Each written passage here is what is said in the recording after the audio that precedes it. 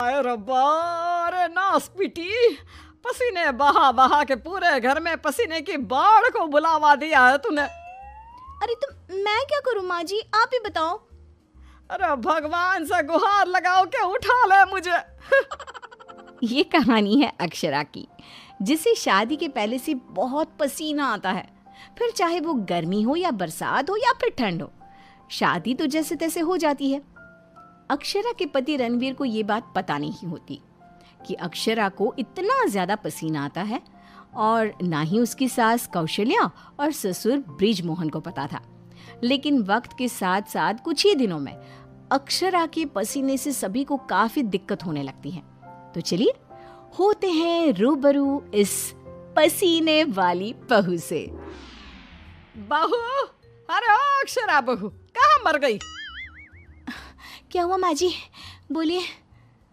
अक्षरा पसीने से लदी हुई थी और उससे बहुत ज्यादा गंदी बदबू आ रही थी, जिससे सभी अपने नाक पर हाथ रख लेते हैं। हाय रब्बा, इतनी गंदी बदबू तो गटर की भी नहीं आती है। सीरियसली यार अक्षरा, तुम्हारे पसीने की बदबू दूर दूर तक आ रही है। तो मैं किसी बर्फीले इग्लू में बैठकर खाना नहीं बना रही हूँ। इतनी गर्मी है, 2 मिनट गैस के सामने खड़े रहो तो पूरा पसीने से नहा लेते हो आप। इतनी भयंकर गर्मी है, अगर इतनी प्रॉब्लम है तो लगा लो ना रसोई में भी एसी। हाँ हाँ लगा लेते हैं। वैसे भी तेरे मायके वालों ने हमें ट्रक भर के नोटों की गड्डी जो दी है, हैं? क्या बात करती है? मैं भी चूल्हा चौका कर चुकी हूँ, लेकिन इतना पसीना मुझे तो कभी नहीं आया। ऐसे ही एक दिन कौशल्या देखती है कि खाना बनाते समय अक्षरा के माथे का पसीना टपक कर कढ़ाई में गिर रहा है। हाय रब्बा, अरे करम जलियों की महारानी, ये देख, देखिए तेरे पसीने की टंकी का लीकेज बह के अब हमारे खाने में भी टपक रहा है। अब अपना खारा पानी तू नमक के तौर पर इस्तेमाल करेगी क्या हमारे खाने में? माँ जी, मैंने जानबूझकर नहीं किया है। और रही बात पसीने की टपकने की, तो इसी बहाने ये गट्टे की सब्जी ना और भी नमकीन और स्वादिष्ट हो जाएगी मेरे पसीने की मिलावट से। छी छी छी छी, मैं जा रही हूँ बाथरूम, क्योंकि मुझे तो तेरी बातों को सुनकर और ये खाना देखकर ही उल्टी आ रही है। आज तो कुछ नहीं पकाएगी। आज हम तीनों तुझे छोड़कर बसंत भोजनालय चले जाएंगे। तू अकेले ही चखते बैठ अपने पसीने से भरे हुए ये व्यंजन। अगले दिन जब रणवीर दफ्तर से घर आता है, तभी वो अपने कमरे में अक्षरा से कहता है, अक्षरा, कल बॉस की वाइफ का बर्थडे है, इसलिए उन्होंने हमें खास न्योता दिया है, तो तुम और मैं कल पार्टी में जाएंगे। मैं ब्लैक कोट पहनूंगा, तो तुम ब्लैक साड़ी पहन लो। ओके पति जी, और कोई आदेश? नहीं नहीं, आदेश नहीं, लेकिन एक रिक्वेस्ट है।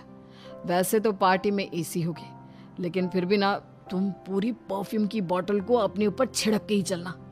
एक क्या, मैं तो कहता हूँ अब 5 चाय बोतल को छिड़क लो ना, क्योंकि अगर किसी ने तुम्हारे पसीने की बदबू को सूंघ लिया ना तो फालतू में सीन क्रिएट हो जाएगा वहां पर, ठीक है? मुंह टेढ़ा करके अक्षरा जवाब देती है, ठीक है, लगा लूंगी, खुश। अगले दिन पार्टी के लिए अक्षरा सच में 5 परफ्यूम की बोतल को अपने ऊपर छिड़क कर सच धज के रणवीर के साथ पार्टी में चली जाती है। पार्टी में एसी थी, इसलिए पहले के 15 से 20 मिनट तो कुछ भी नहीं हुआ, लेकिन उसके बाद से जो अक्षरा को पसीने छूटने शुरू हुए कि बस वो पसीने से भीग कर गीली होती ही जा रही थी, और उसकी बहुत गंदी बदबू भी आने लगी, जिसको सुनकर पार्टी के गेस्ट आपस में बात करने लगे। अरे ये इतनी गंदी बदबू कहाँ से आ रही है? शायद किसी के जुराबों की गंदी बदबू है ये। जुराबे नहीं, मामला कुछ और ही है जनाब। इतनी बड़ी 5 स्टार पार्टी में पता नहीं कहाँ से घुस गया कोई गटर का कीड़ा। तभी रणवीर अक्षरा को धीरे से कहता है, तुम्हें कहो तो ना परफ्यूम, पाउडर और साबुन से 10 बार नहाना। लेकिन तुम्हें तो पता है ना कि मुझे पसीने छूटते ही हैं, चाहे कितना भी कुछ भी कर लूं। और उनकी ये बात बगल में खड़ी एक बूढ़ी औरत सुन लेती है और वो बवाल मचा देती है। अरे बाप रे, ये गंदी महक तो यहाँ से आ रही है। रणवीर की बीवी से देखो तो पूरे कपड़े भीग गए इसके पसीने से। सभी रणवीर और अक्षरा पर बहुत हंसते हैं। रणवीर घर जाने के बाद अक्षरा को खूब डांटता है। मिला देना पानी में मेरी पूरी मेहनत से कमाई हुई इज्जत। अरे अक्षरा बहू, किस मिट्टी की बनी हो तुम, जो पसीने का झरना बहता ही रहता है तुम्हारे बदन से 12 महीने और 2400 घंटे नॉन स्टॉप। अरे अभी तो इस कलमुहे के कलेजे को ठंडक पड़ी होगी। लोगों के कुंडली में मार्किश दोष होता है, लेकिन हमारी बहू की कुंडली में पसीना दोष है। अक्षरा को अपने ससुराल वालों की बातें सुनकर बहुत बुरा लगता है, लेकिन फिर भी वो कुछ नहीं कहती और अपने पसीने बहने को अपनी गलती मानकर चुप रह जाती है। दिन बीतते जाते हैं, गर्मी का प्रकोप बढ़ते जाता है और अक्षरा के लिए गर्मी और भी बड़ी मुसीबत बन जाती है। उसे पसीने से पूरे हाथ, पांव, गले, चेहरे और बदन पर घमौरियां आ जाती है, जिसके कारण उसे खूब जलन महसूस होती है। बहुत जलन हो रही है। माँ जी ने एसी का रिमोट भी छुपा के रखा है, इसलिए ताकि मैं एसी ना लगाऊं और बिजली का बिल बच जाए। मम्मी जी, बहुत आग लग रही है। अक्षरा जाकर बाल्टी भर पानी अपने आप पर डाल देती है, तब जाके उसे थोड़ी सी राहत मिलती है। अक्षरा के पसीने से तंग आकर कौशल्या अब दिन रात घर में अगरबत्ती और अरोमा कैंडल जलाती। अच्छा हुआ जो रणवीर ने ये खुशबू वाली मोमबत्तियां ला कर दी, इनसे हर जगह अच्छी महक आ रही है। हाँ कौशल्या, बड़ी अच्छी सुगंध है, अगरबत्ती और मोमबत्ती दोनों की भी।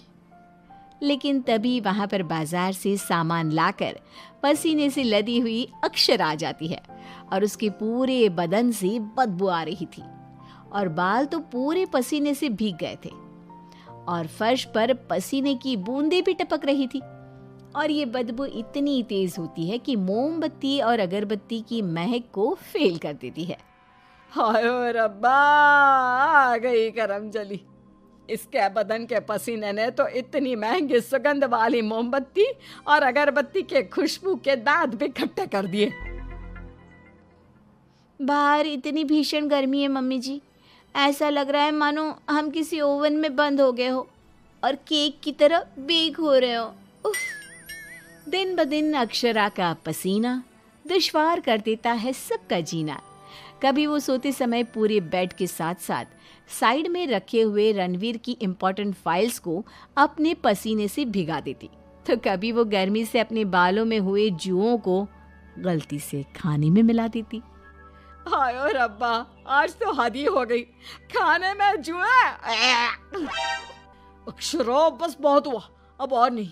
अब तुम सीधा अपना बैग पैक करो और अपने मायके शिफ्ट हो जाओ। बिल्कुल सही कह रहा है रणवीर, हमें नहीं चाहिए ऐसी पसीने वाली बहू। अक्षरा रोने लगती है और कहती है, ठीक है मैं चली जाती हूँ, फिर कभी इस घर की दहलीज पार नहीं करूंगी, बाय। अक्षरा रोंदी सूरत लिए घर से निकल जाती है। शाम में जब रणवीर अक्षरा के मायके फोन लगाता है, तब उसे पता चलता है कि अक्षरा तो अब तक घर गई ही नहीं। इस बात को सुनकर रणवीर, कौशल्या और ब्रिजमोहन तीनों डर जाते हैं और चिंताग्रस्त हो जाते हैं। हायो रब्बा, अब कहाँ ढूंढे हम अक्षरा बहू को। मुझे एक जगह पता है मम्मी, जब भी अक्षरा का मूड ऑफ होता है तो वो वहीं पर जाकर बैठती है। रणवीर, कौशल्या और ब्रिजमोहन तीनों एक नदी के किनारे जाते हैं, जहां रात के अंधेरे में अक्षरा नदी की साइड की बेंच पर बैठे हुए बिलख बिलख कर रो रही थी। रणवीर तुरंत जाकर अक्षरा के गले लग जाता है और उससे तीनों माफी मांगते हैं। अक्षरा, हमें माफ कर दो, तुम्हें पसीना आना नेचुरल है, लेकिन तुम जानबूझकर नहीं करती हो ये, और हमने तुम्हें गुस्से में क्या क्या नहीं कहा। हाँ अक्षरा बहू, प्लीज माफ कर दे बेटा। तेरे इस पसीने को ना मैं यूं मिनटों में चुटकी बजाकर आयुर्वेदिक और घरेलू उपायों से भगा दूंगी, तू देखना बेटा। हाँ, और अगर उससे भी ना होए तो मेरे पहचान में मेरा एक डॉक्टर दोस्त है, तुम्हारे इस पसीने की तकलीफ का हम सब मिलकर डट कर सामना करेंगे। Thank you. देर से ही सही आप लोगों को मेरा दर्द समझ में तो आया। मैं बहुत लकी हूँ कि मुझे आप जैसे ससुराल वाले मिले। इस तरह ससुराल वाले आयुर्वेदिक उपायों से अक्षरा के पसीने की तकलीफ को मिटा देते हैं और अब उसे मामूली पसीना ही आता है और वो एक सुखी और चैन भरी जिंदगी बिताने लगती है।